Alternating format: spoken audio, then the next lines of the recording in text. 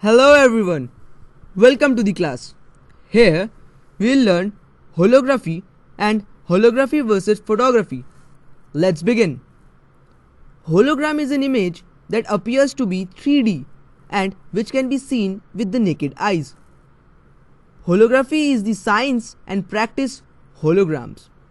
Typically, a hologram is a photographic recording of a light field rather than an image formed by a lens. The holographic medium, that is, the object produced by a holographic process, is usually intangible when viewed under diffuse ambient light.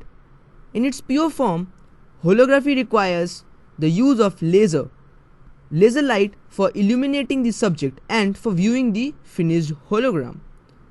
Now I will request you all to pause the video and analyze the difference between holography and photography.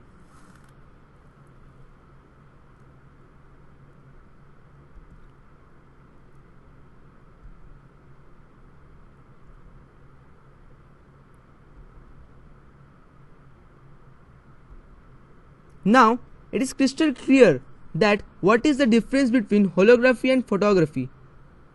Thank you everyone for listening. See you in the next class.